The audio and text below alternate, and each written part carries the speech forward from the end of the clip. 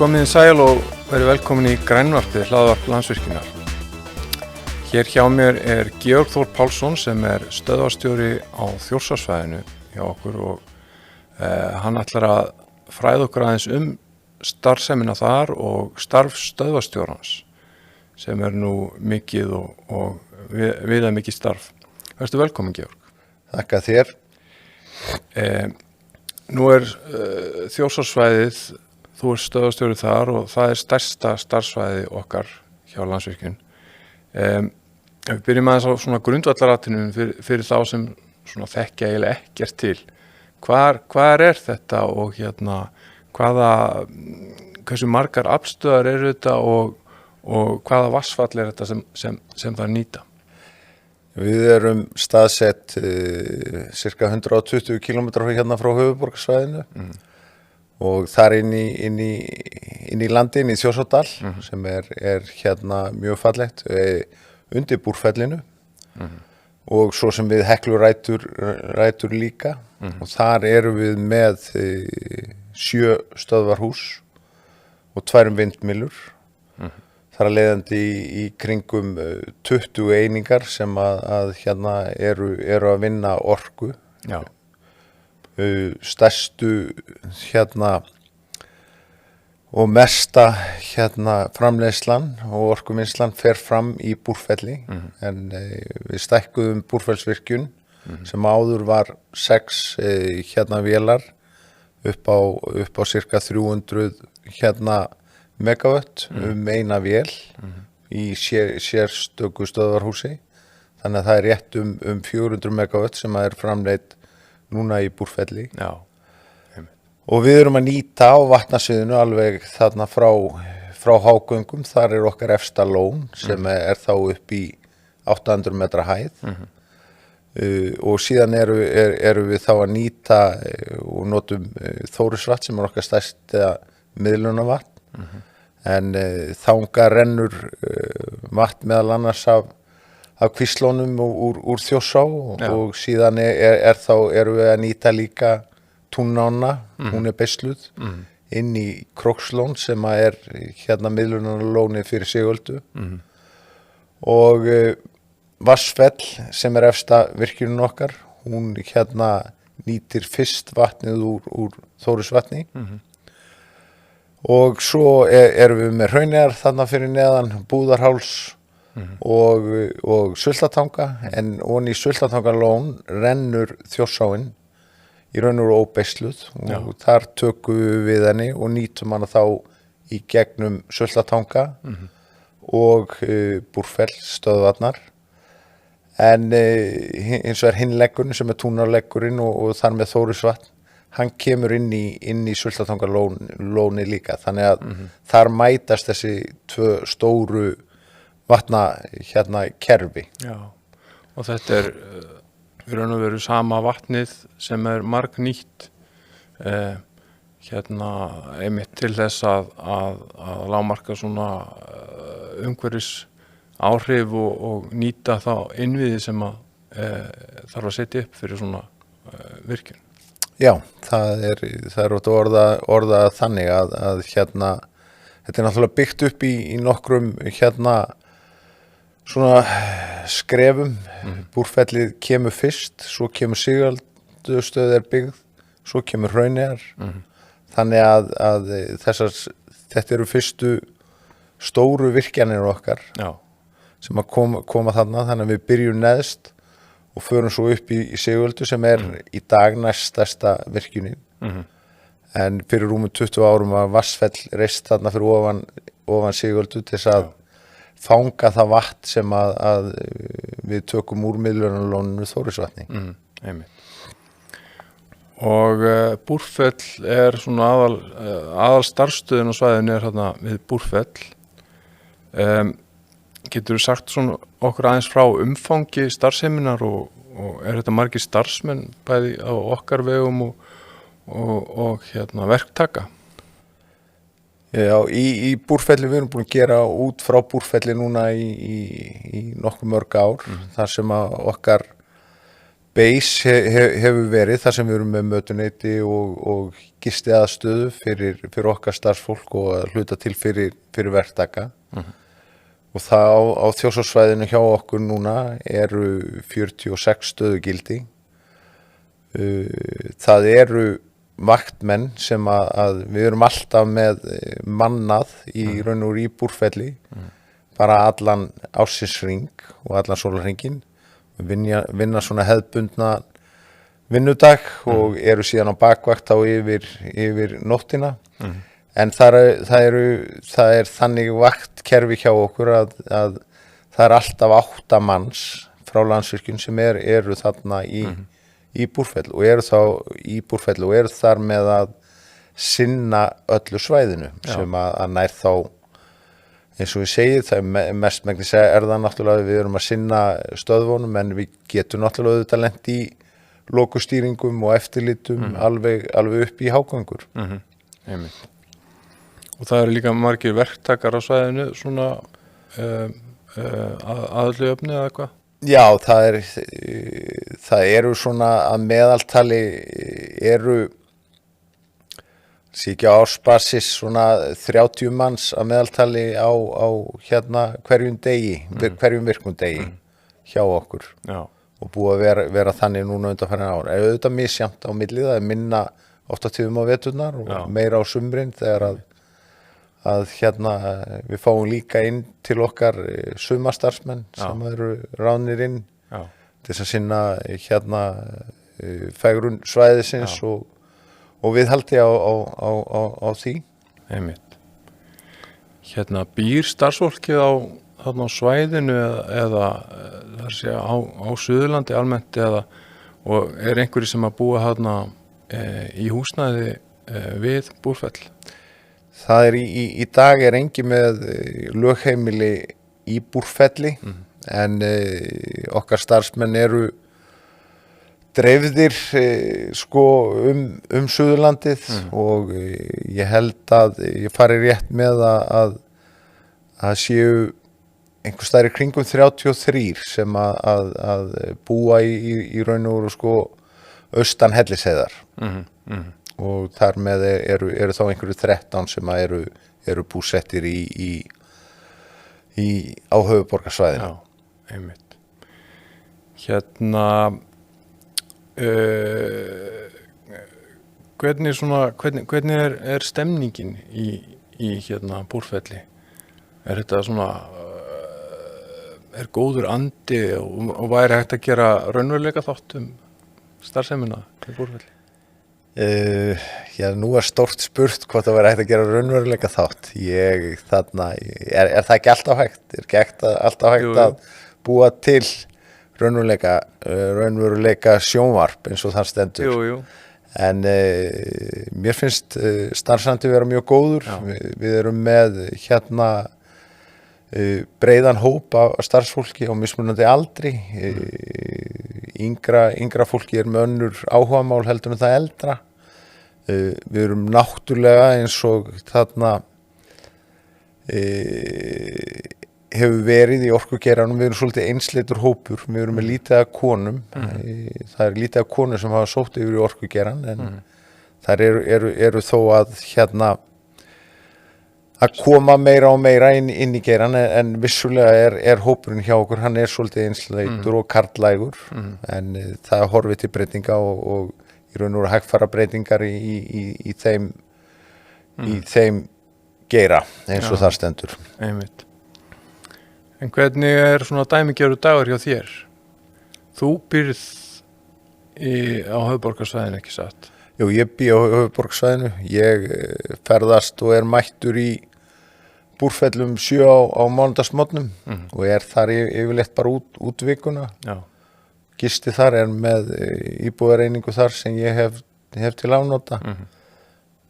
Kemur fyrir að hérna eins og gerist og gengur að maður skreppi heim yfir vikuna en svona mestmegnis er ég staðsettur í Búrfelli og þar yfir vinnuvikuna.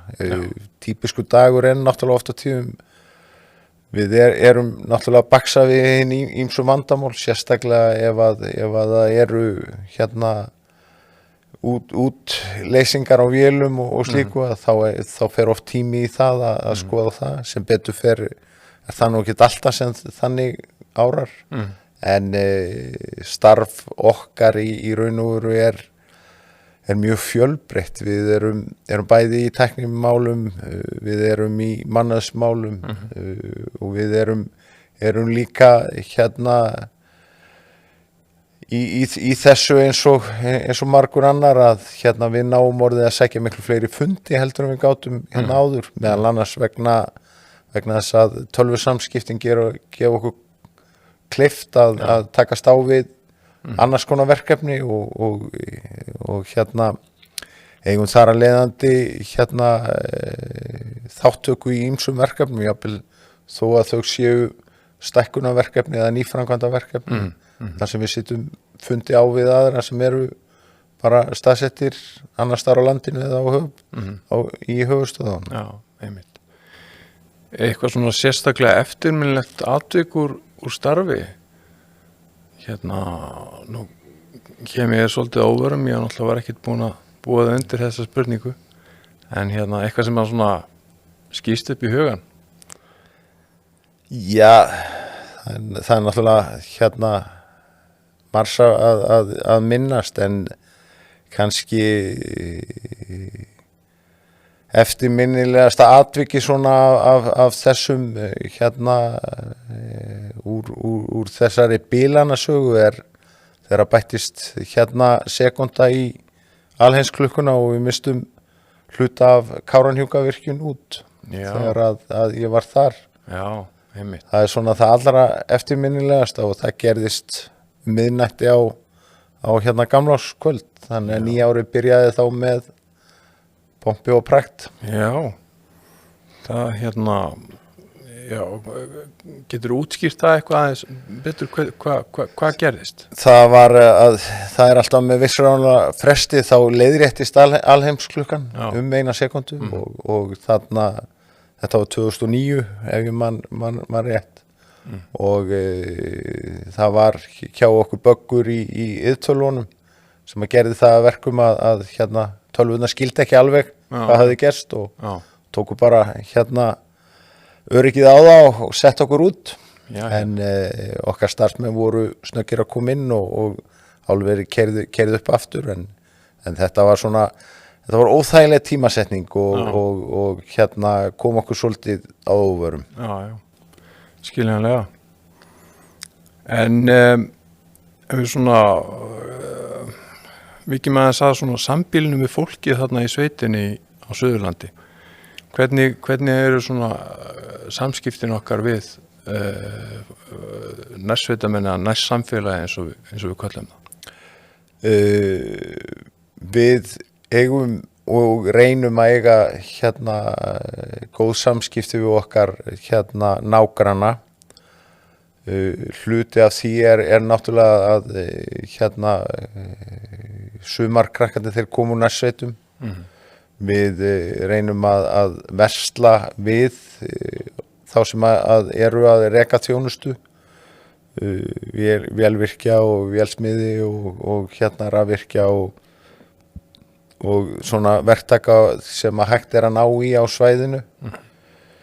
Við erum jafnframt að eiga samtal við sveitastjórnir það sem er að gerast hjá okkur, og við eigum í tölulegum samskiptum veiðifélög líka reksturinn, og erum að reyna að upplýsa svona fyrirsjáanleika í okkar rekstri, þannig að það sem getur haft áhrif á aðra hérna í vatnsstýringu og fleiru, að við getum upplýst það eftir fremsta megni.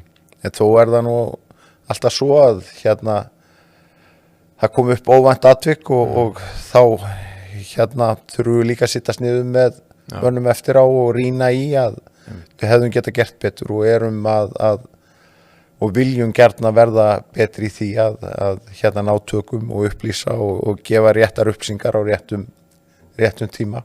Já. Og svo hefur nú Landsvirkjun unnið tölvört að því að græða upp landi þarna og að skógrækt. Akkurat, það hefur verið svona stór hluti af mótvægisaðgerðum í kringum virkjanir og ef við skoðum bara ljósmyndir sem voru teknar af Búrfellssvæðinu til dæmis í árdaga þegar að fyrstu húsin voru að byggjast þar upp, að þar var ekki stingandi strá, það var bara vikur og svartir sandar eins og þar stendur, þannig að allt það sem við sjáum eins og í þéttbýlinu þarna í Búrfelli er nánast allt saman framkvæmt af Landsvirkjun og grætt upp af Landsvirkjun. Jafnframt höfum við staðið í samvinnuverkefnum við skógrækt og landgræðslu og sveitafélögin af uppgræðsluverkefnum í kringum okkar lón og eins líka bara upp á heiði. Já. Og við eigum náttúrulega stóran hlut, en það eru sjálfboðaliðar og félagasamtök sem eiga líka heiðurskilið fyrir að vinna þessi verkefni. Einmitt. Svo hefur Landsvirkjun eitthvað unnið í viðgangi fiskistofnana, ekki satt, í Þjórsá? Jú, þar er náttúrulega búið að ástunda mikla rannsóknir í gegnum árin og þetta er nú náttúrulega hluti af þessum samtölum við veiðifélögin. Við fylgjumst með eða leggjum þeim til styrki til þess að rýna lífríkið og hvernig gengur og hvað áhrif í raun og veru þetta miðlaða vatn hefur. Það er gerðar skýrslur, við höfum komið að uppbyggingu á laxastiga og náttúrulega bara eins og við segjum höfum átt í miklum samskiptum við veiðifélögin í gegnum árin. Þannig að þau hafa í raun og veru og eins og við notið góðs af samstarfinu að mínum mati. Einmitt. Er ekki rétt hjá mér að Þórisvatn er stærsta stöðuvatn á Íslandi? Jú, eigum við ekki að ef við gleymum Hálslóni, það er svona svipað. Já, Flatamáli er aðeins stærra. Já, nú hefur skórinn svolítið kreftað í vatnsbúskapnum og mér skilst að staðan sé lægri en oftast áður eða mjög lengi.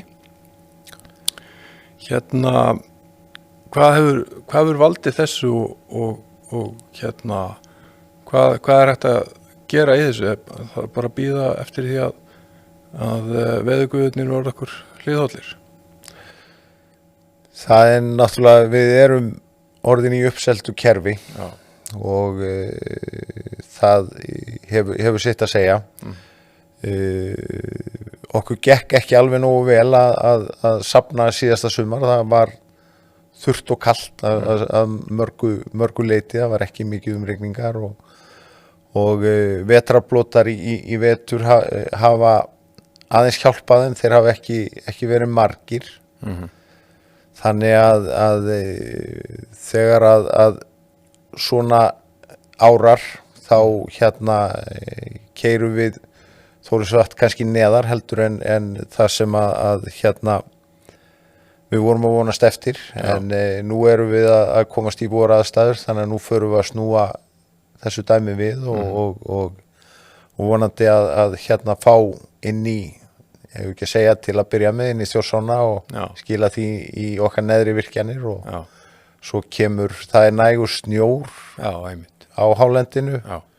Þó að sé ekki mikill á láglendi að þá hafa snjóalög lagst þannig í vetur að okkar rannsóknardeild hefur gefið okkur góð fyrirheit að þegar þetta fer af stað að þá eigum við að fá eitthvað vatn, en þó eru allar líkur á því að við náum ekki að fylla Þórisvatn Nei. samt sem áður í haust. Einmitt. En er þetta ekki svolítið stór þáttur í starfinu hjá þér og ykkur að stýra þessu og þá með tilliti til stöðunar í orkuvinnslu á öllu landinu og stöðunar annar staðar og hvað á að ganga mikið, að láta ganga mikið á vatnið og svo framvegis? Við erum náttúrulega með vinnsluáætlanir sem eru staðsettar í höfuðstöðunum Já. sem að stýra þessu. Við stýrum kannski vatnsvegunum í samræmi við eins og þeir stýra vélunum hjá okkur. Já, einmitt.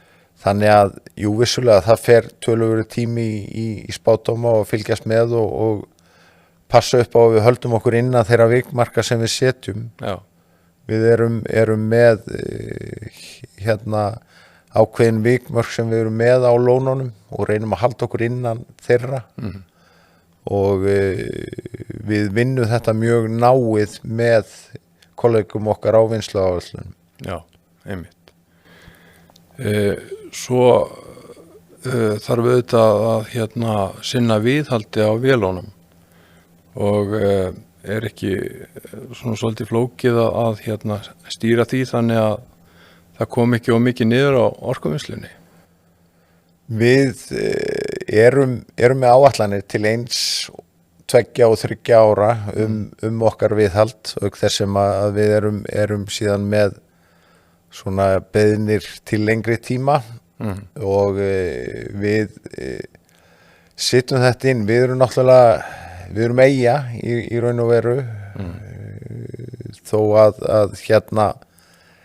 Landsvirkjun sé stærst að þá þurfum við líka að taka tillit til annarra orkuvinnslufyrirtækja og svo þarf að sinna viðhaldi á línunum. Já. Þannig að þetta er allt saman samspil margra aðila. Já.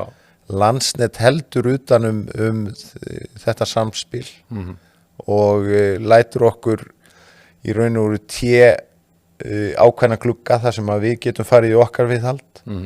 Svo og við reynum að samræma það við Landsnet þannig að þeir séu þá í sínu viðhaldi á línum og tengivirkjum á sama tíma og við erum í viðhaldi á okkar vélum og þar með að fækka þessum tímabundum stoppum sem að þurfa að vera en viðhaldsstoppin við erum að stoppa að lágmarki 1 viku á hverju einasta ári, hverju einingu hjá okkur. Já.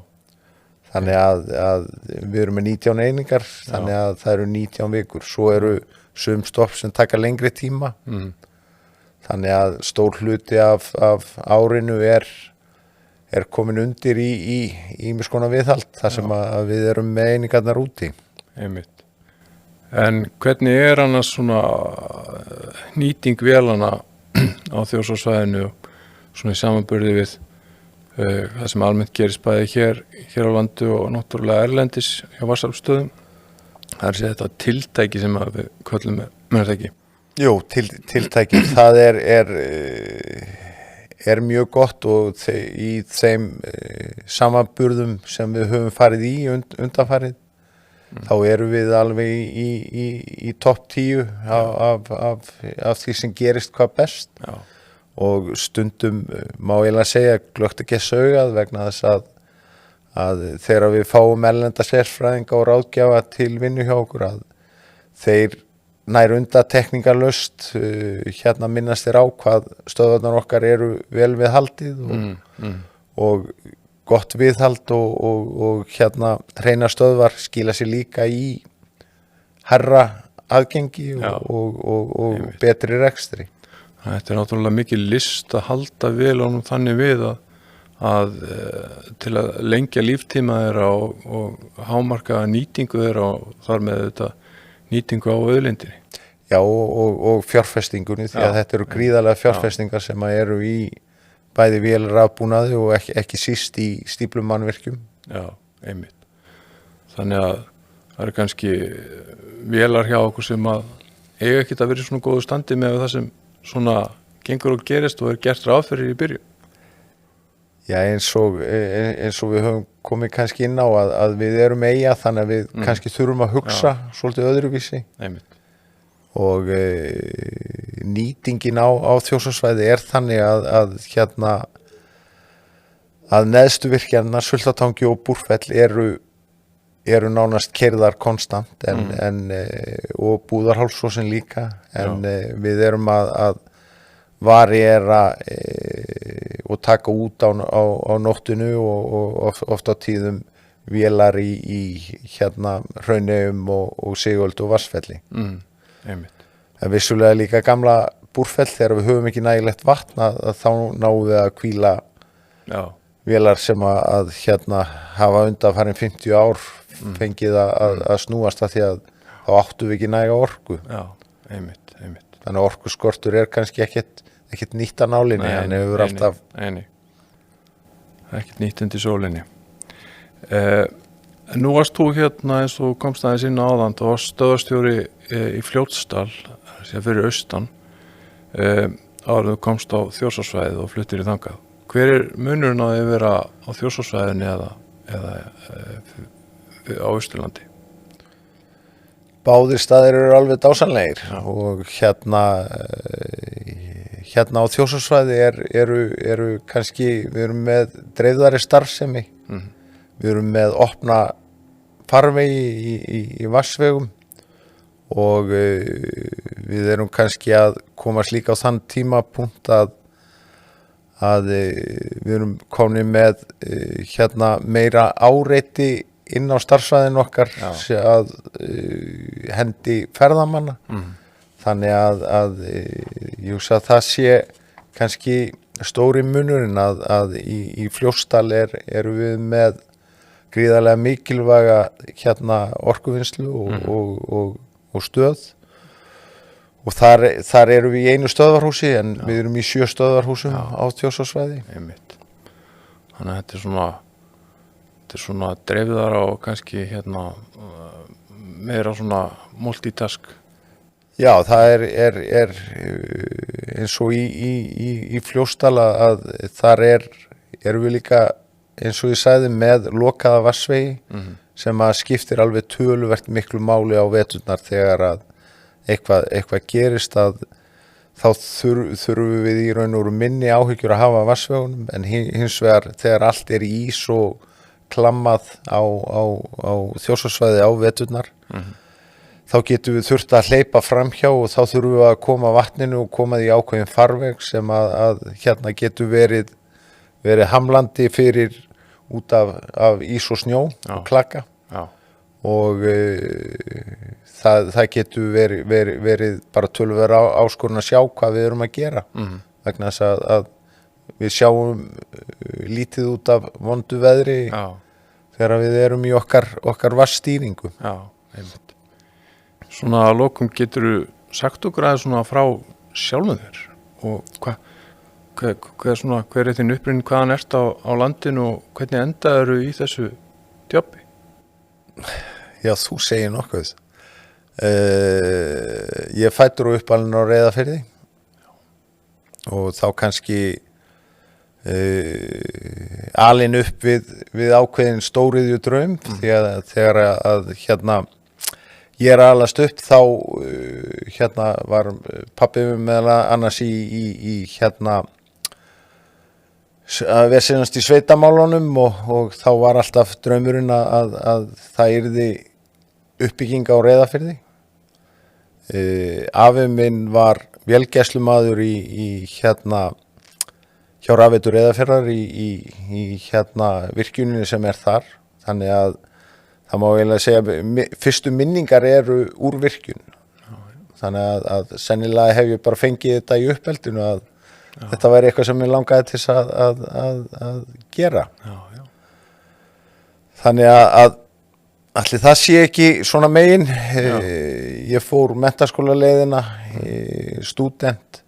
Ég fór síðan í iðnskólanum, tók þar grunddeild, svo í tækniskólan og lauk námið frá tækniskólanum í Óðinsvé í Danmörku og kom svo hérna heim og kona mín einnig á austan og við giftum okkur út í Danmörku og komum heim með okkar elsta son. Svo var ég fyrst bara að í raun og veru að flakka á milli svona vinnustaða eins og gerast og gengur með unga menn að prófa sig aðeins áfram og fekk svo starf sem vaktmaður í Blöndu, var þar í 4 ár og hætti svo hjá Landsvirkjun, flutti suður og tók að mig verkefni upp á Keflavíkurflugvelli, var þar í nokkur ár og kom svo til Landsvirkjunar aftur þá sem viðhaldsstjóri upp á Túnasvæði og svo í Búrfelli. Og svo gafst okkur tækifæri á að flytja í heimahagana þegar að Fljótsdalur í byggingu og var að komast í rekstur, og það var alveg gríðarlega skemmtilegt verkefni að vinna það með öllum þeim sem að koma að því að setja fót starfsstöð þar og koma í raun og veru virkjun í rekstur á móti álverinu. Einmitt. Og þú ert þar til hvað 2005? Ég er frá 2006 til 2017. 17, austur á Egilsstöðum og í Fljótsdal. Já. Og svo flytjum við 2017 og erum búin að vera síðan. Þannig að svona meginlínan er eins og ég nefndi kannski áðan að ég er alin upp í svona virkjun, þannig að sennilega hefur þetta alltaf átt eftir að liggja fyrir. Hvað er það svona við það sem að Landsvirkjun gerir sem að svona mótivera þig í þínum störfum? Er það svona tilgangur starfsins? Starfsstöðvarstjórans er gríðarlega fjölbreytt. Við fáum að takast á við ýmis verkefni. Við erum í raun og veru tæknilega séð, eins og á Þjórsárssvæði erum við með mjög gamlar virkjanir og við erum líka með nýjustu tækni, þannig að það ögrar svona tæknilega séð þegar maður hefur gaman af búnaði. Og eins er það náttúrulega bara öll samskiptin og samstarfsfólki sem að er gaman að sýsla við. Það er ekkert alltaf sem að allir eru sammála og þá þurfa menn að takast á og menn þurfa að finna lausnir og svo halda menn taka ákvarðanir og svo vinna menn eftir þeim. Já. Þetta er svona í hnotskurn. Það er engin 2 dagar eins. Nei, einmitt. Ég held að það sé ágætis lokaorði þessu spjalli hjá okkur, Georg. Ég þakka þér bara kærlega fyrir komuna og við sjáumst í næsta þætti af Grænvarpinu. Takk fyrir. Takk fyrir mig.